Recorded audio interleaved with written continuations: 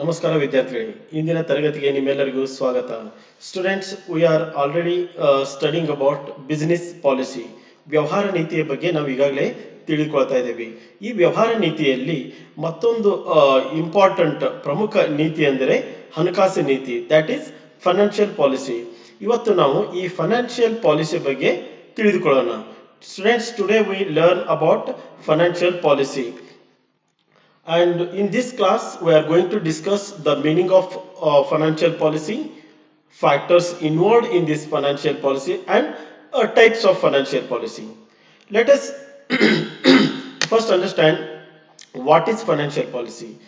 See, financial policy is also one of the classifications of business policies made on the basis of functional areas.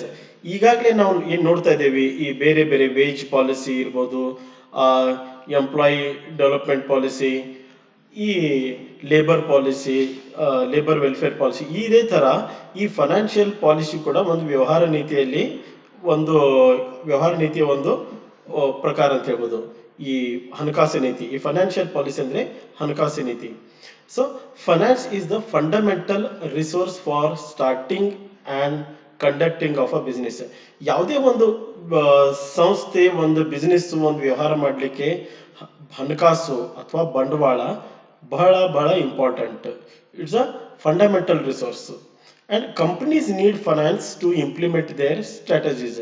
ಯಾವುದೇ ಕಂಪನಿಯ ತನ್ನ ಕಾರ್ಯತಂತ್ರಗಳನ್ನು ಅದನ್ನು ಜಾರಿಗೊಳಿಸಲು ಕೂಡ ಈ ಬಂಡವಾಳ ಬಹಳ ಇಂಪಾರ್ಟೆಂಟ್, ಅದರ ಅವಶ್ಯಕತೆ ಇರುತ್ತದೆ. Now, the financial policy is to describe and document how the board wants financial management activities to be carried out. ಅಂದರೆ ಈ ಹಣಕಾಸಿನ ಈ ವಾಸ್ತವವಾಗಿ ಕಂಪನಿಗಳಿಗೆ ಈ ಹಣಕಾಸು ನೀತಿಯು ಉದ್ದೇಶವು ಹಣಕಾಸು ನಿರ್ವಹಣಾ ಚಟುವಟಿಕೆಗಳನ್ನು ಹೇಗೆ ನಡೆಸಬೇಕೆಂದು ಈ ಮಂಡಳಿ ಬಯಸುತ್ತದೆ ಎಂಬುದನ್ನು ಒಂದು ವಿವರಣೆ ಮಾಡುವ ಒಂದು ದಾಖಲೆ, ಒಂದು ಡಾಕ್ಯುಮೆಂಟ್ ಅಂತ ನಾವು ಹೇಳ್ಬೋದು. ನಾವು ಯಾವ ಥರ ಈ ನಮ್ಮದು ಫೈನಾನ್ಸ್ ಆಕ್ಟಿವಿಟೀಸನ್ನು ನಾವು ನಡೆಸ್ಕೊಂಡು ಹೋಗ್ಬೋದು ಅಂಥೇಳಿ ಈ ತೋರಿಸುವ ಒಂದು ಈ ಮಂಡಳಿಗೆ, ಫೈನಾನ್ಸ್ ಮಂಡಳಿ, ಹಣಕಾಸು ಮಂಡಳಿಗೆ ತೋರಿಸುವಂಥ ಒಂದು ಡಾಕ್ಯುಮೆಂಟ್.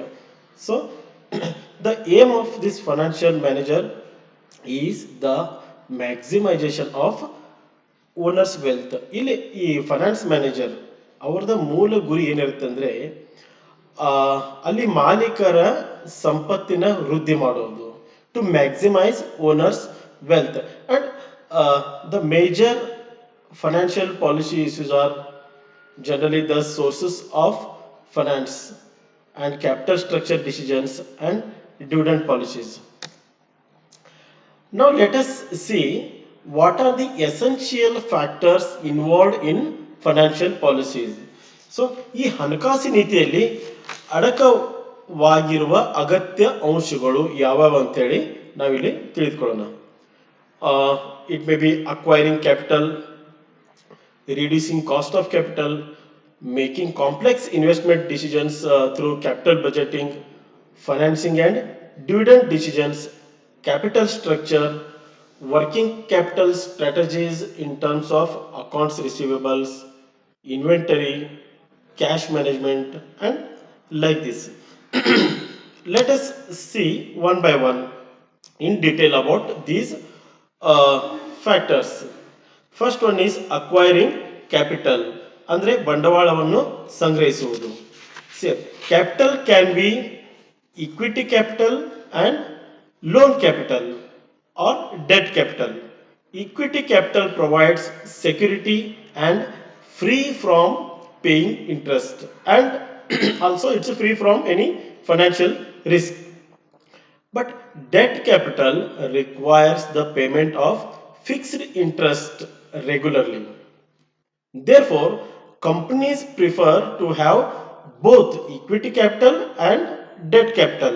ಇಲ್ಲಿ ನಾವು ಬಂಡವಾಳನ ಷೇರು ಬಂಡವಾಳ ಅಥವಾ ಒಂದು ಸಾಲದ ರೂಪದ ಬಂಡವಾಳ ಆಗಿರ್ಬೋದು. ಇಲ್ಲಿ ಬಂಡವಾಳ ಯಾವುದೇ ಒಂದು ಕಂಪನಿ ಯಾವ ತರ ಬಂಡವಾಳ ಪಡೆಯುತ್ತದೆ ಅಂದ್ರೆ either it may be capital from equity capital, share ಬಂಡವಾಳ ಆಗಿರ್ಬೋದು ಅಥವಾ ಒಂದು ಸಾಲದ ರೂಪದಲ್ಲಿ ಆಗಿರ್ಬೋದು.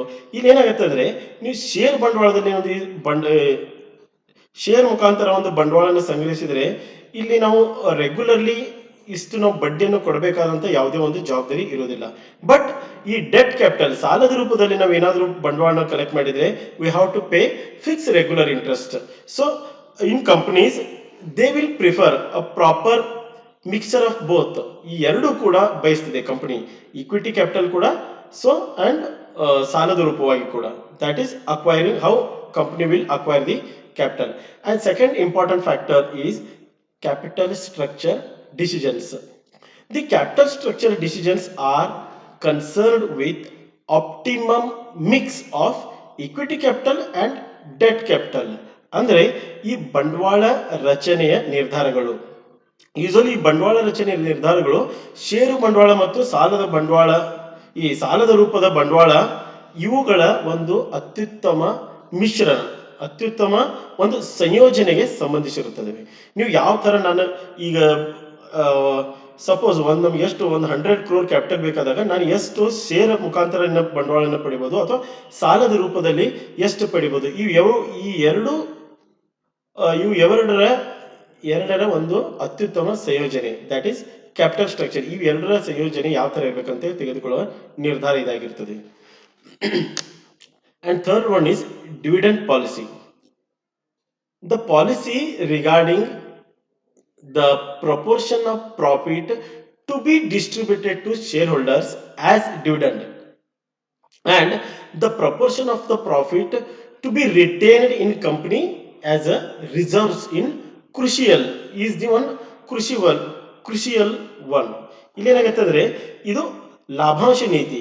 ಡಿವಿಡೆಂಡ್ ಪಾಲಿಸಿ ಅಂದ್ರೆ ಲಾಭಾಂಶ ನೀತಿ. ಈ ಕಂಪನಿದಲ್ಲಿ ಬಂದಂತ ಲಾಭನ ನಾವು ಎಷ್ಟು ಅಲ್ಲಿ ಷೇರು ಹೋಲ್ಡರ್ಗೆ ಹಂಚಬೇಕು ಮತ್ತು ಎಷ್ಟು ಭಾಗವನ್ನ ನಾವು ಅಲ್ಲೇ ಇಟ್ಕೋಬೇಕು, we should retain in the company. ಈ ನಿರ್ಧಾರ ಕೂಡ ಅತ್ಯಂತ ಒಂದು ನಿರ್ಣಾಯಕವಾಗಿರುತ್ತದೆ. ಇದು ಕೂಡ one important policy in this financial policy. Next one is management of cash. See, management of cash brings into sharp focus on the trade-off between risk and return faced by the financial manager. The financial manager will face the ultimate risk if cash is not available to meet bills as they are presented on due date. It is necessary to have a clear understanding of how cash flows are measured and why reported earnings do not match cash flows, as the financial statements prepared by the accountants are used frequently. ಅಂದ್ರೆ ಇಲ್ಲಿ ಈ ನಗದು ನಿರ್ವಹಣೆ, management of cash ಅಂದ್ರೆ ನಗದು ನಿರ್ವಹಣೆ. ಎಷ್ಟು ನಗದು ಈ ಒಂದು ಕಂಪನಿಯಲ್ಲಿ ಇರಬೇಕು, ಯಾವುದೇ ಒಂದು ಬಿಲ್ ಪ್ರೆಸೆಂಟ್ ಮಾಡಿದಾಗ ಅದನ್ನು ನಾವು ಅದ್ರ ಪೇಮೆಂಟ್ ಮಾಡಲಿಕ್ಕೆ ನಮ್ಮಲ್ಲಿ ಹಣದ ಅವಶ್ಯಕತೆ, ಎಷ್ಟು ನಾವು ಹಣ ಇಟ್ಟಿರಬೇಕು. It's on important decision and important management in this financial policy. Next one is management of accounts receivables. The management of accounts receivables involves many complex and interrelated decisions. These decisions involve risk and uncertainty. The company does not know clearly when the customer will pay. ಇಲ್ಲಿ ಈ ನಿರೀಕ್ಷಿತ ನಿರೀಕ್ಷಿತ ಖಾತೆಗಳ ಒಂದು ನಿರ್ವಹಣೆ ಅಂತ ಏನಂತೀವಿ ನಾವು, ಇದು ಕೂಡ ಒಂದು ಕಠಿಣ ಮತ್ತು ಇವು ಒಂದಕ್ಕೊಂದು ರಿಲೇಟ್ ಆಗಿರುವಂತ ಒಂದು ಡಿಸಿಷನ್ ಅಂತ ಹೇಳ್ಬೋದು. ಬಿಕಾಸ್ ನಮ್ಮ ಗ್ರಾಹಕರು ಯಾವಾಗ ಈ ದುಡ್ಡನ್ನ ಪೇಮೆಂಟ್ ಮಾಡ್ತಾರೋ, ಯಾವಾಗ ಅದನ್ನ ಅವ್ರ ಕಡೆಯಿಂದ ನಾವು ಪಡಿಬಹುದು ಅನ್ನೋದು ಅಷ್ಟೊಂದು ಸ್ಪಷ್ಟತೆ ಇರುವುದಿಲ್ಲ. So the company does not know exactly when the customer will pay, so it involves lot of risk and uncertainty. And next comes management of inventory. Inventory means ದಾಸ್ತಾನು. ಈ ದಾಸ್ತಾನುಗಳ ನಿರ್ವಹಣೆ. Investment in inventories is costly and also a risk of loss. Therefore, the management should pay considerable attention to inventory. Management must balance costs of increases in the levels of inventory against the benefit that will be realized from those increases. ಇಲ್ಲೇನಾಗತ್ತೆ, ಆ, ಈ ದಾಸ್ತಾನುಗಳ ನಿರ್ವಹಣೆ ಬಗ್ಗೆ ವ್ಯವಸ್ಥಾಪನಾ ಮಂಡಳಿಯು ಸಾಕಷ್ಟು ಗಮನ ಹರಿಸಬೇಕಾಗುತ್ತದೆ. ಯಾಕಂದ್ರೆ ಈ ದಾಸ್ತಾನುಗಳಿಂದ ನೀವು ಹೆಚ್ಚಿಗೆ ನಾವು ಈ ದುಡ್ಡನ್ನ ಈ ದಾಸ್ತಾನುಗಳನ್ನು ಇನ್ವೆಸ್ಟ್ಮೆಂಟ್ ಮಾಡಿದ್ವು ಅಂದ್ರೆ ಇದರಿಂದ ಆಗುವ ಖರ್ಚು ಎಷ್ಟು ಮತ್ತು ಇದರಿಂದ ಈ ಹೆಚ್ಚಿಗೆಯಿಂದ ನಮಗೆ ಬರುವ ಲಾಭ ಎಷ್ಟು. There should be we have to make a proper balance ಅನ್ನೊಂದು ಈ ಸಮತೋಲನ ಇರಬೇಕಾಗತ್ತೆ ಈ ನಿರ್ಧಾರಗಳಲ್ಲಿ, ಈ ದಾಸ್ತಾನುಗಳ ಸಂಗ್ರಹಣೆ ಮತ್ತು ಅದರ ನಿರ್ವಹಣೆಯಲ್ಲಿ. We have to maintain one balance against the risk and cost involved in increasing this inventory and the profit we are getting by increasing this inventory. So it is also very important in this financial policy. Next one is capital budgeting or long term investment. Capital budgeting is concerned with investment in fixed assets or long term assets. Companies make capital budgeting decisions for the establishment of business or its expansion or the diversification in any business, and some to make the modernization in the business and replacement of some long term assets with new ones, or acquisitions of any other company and merger or amalgamation with any other company. This merger and amalgamation strategies of the company. So ಇಲ್ಲಿ ಒಂದು ಅಂದ್ರೆ ದೀರ್ಘಾವಧಿಯ ಹೂಡಿಕೆ ಅಂತ ನಾವು ಹೇಳ್ಬೋದು ಇದನ್ನು long term investment. ಇಲ್ಲಿ ದೀರ್ಘಾವಧಿ ಅಂದ್ರೆ we are investing that amount in long term assets.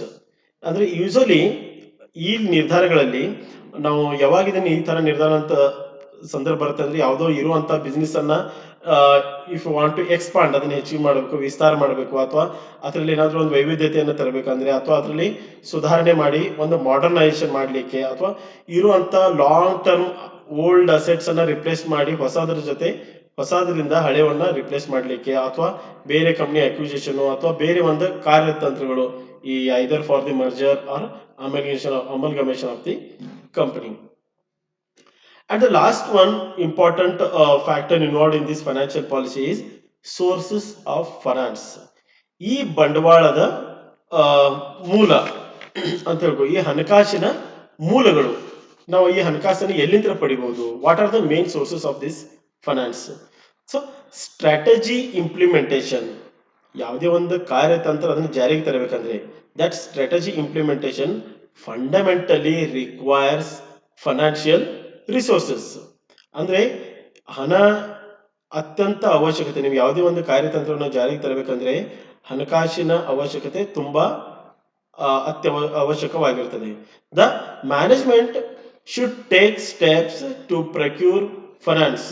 So ಇಲ್ಲಿ ಏನಾಗುತ್ತೆ, ಈ ನಿರ್ವಹಣಾ ಮಂಡಳಿಯು ಸೂಕ್ತವಾದ ಒಂದು ಸ್ಟೆಪ್ಸ್ ಅನ್ನು ತಗೋಬೇಕು ಫಾರ್ ಪ್ರೊಕ್ಯೂರಿಂಗ್. ನಮಗೆ ಹಣವನ್ನ ಪಡೆಯಲಿಕ್ಕೆ they have to take some necessary steps, and usually the sources of finance are broadly divided into two sources. One is external sources and another one is internal sources. ಒಂದು ಆಂತರಿಕ ಮೂಲ ಇರ್ಬೋದು, ಇನ್ನೊಂದು ಬಾಹ್ಯ ಮೂಲ ಇರ್ಬೋದು ಈ ಹಣಕಾಸನ್ನು ಪಡೆಯಲಿಕ್ಕೆ. So students, these are the important factors involved in this financial policy. ಹಣಕಾಸಿನ ನೀತಿಗಳಲ್ಲಿ ಅಡಕವಾಗಿರುವಂತ ಅತ್ಯಂತ ಮುಖ್ಯವಾದ ಅಂಶಗಳಂತ ನಾವಿಲ್ಲಿ ಇವನ್ನ ಹೇಳ್ಬೋದು. Now, these are the important types of financial policy. That is hedging policy, conservative policy, aggressive policy, and high aggressive policy. So, students, in business policy, ಈ ವ್ಯವಹಾರ ನೀತಿಯಲ್ಲಿ ಈ ಹಣಕಾಸು ನೀತಿ ಅತ್ಯಂತ ಪ್ರಮುಖವಾಗಿದ್ದಾಗಿರ್ತದೆ. Because finance is the fundamental resource for starting and conducting of any business. ಯಾವುದೇ ಒಂದು ವ್ಯವಹಾರ, ಒಂದು ಸಂಸ್ಥೆ ಅದನ್ನು ನಿರ್ವಹಣೆ ಅಥವಾ ಸ್ಟಾರ್ಟ್ ಮಾಡಲಿಕ್ಕೆ ಹಣಕಾಸಿನ ಇಟ್ಸ್ ಅ ಫಂಡಮೆಂಟಲ್ ರಿಸೋರ್ಸ್. ಇದು ಅತ್ಯಂತ ಮುಖ್ಯವಾದ ನಾವು ಸಂಪನ್ಮೂಲ ಅಂತ ಹೇಳ್ಬೋದು. And financial policies are focused. ಇವು ಎದ್ರ ಮೇಲೆ ಒಂದು ಫೋಕಸ್ ಮಾಡಿರ್ತವೆ ಫೈನಾನ್ಷಿಯಲ್, ಆಲ್ ದಿಸ್ ಹಣಕಾಸು ನೀತಿಗಳು.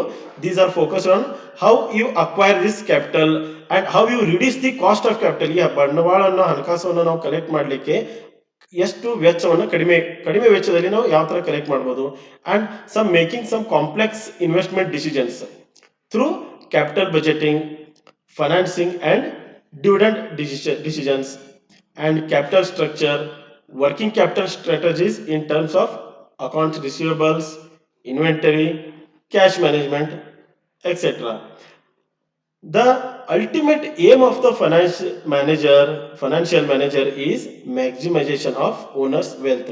ಇಲ್ಲಿ ಹಣಕಾಸಿನ ನಿರ್ವಹಣಾ ಆ, ಹಣಕಾಸಿನ ಮ್ಯಾನೇಜರ್ ಏನಿರ್ತಲ್ಲ ಇವರ ಮುಖ್ಯ ಗುರಿ ಏನಾಗಿರ್ತದೆ, ಆ ಸಂಸ್ಥೆಯ ಅಥವಾ ಅಲ್ಲಿ ಮಾಲೀಕರ ಒಂದು ಸಂಪತ್ತನ್ನ ವೃದ್ಧಿ ಮಾಡುವುದು. How you maximize the owner's wealth. And there are some important, the three major financial policies issues are sources of finance, capital structure decisions, and dividend policy. So, students, this is all about financial policy. ಹಣಕಾಸಿನ ನೀತಿ ಅಂದ್ರೆ ಏನು ನಾವು ತಿಳ್ಕೊಂಡಿದ್ದೀವಿ. So, ಇಲ್ಲಿಗೆ we'll stop this class.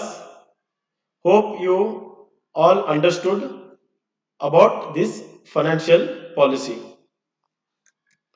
Thank you.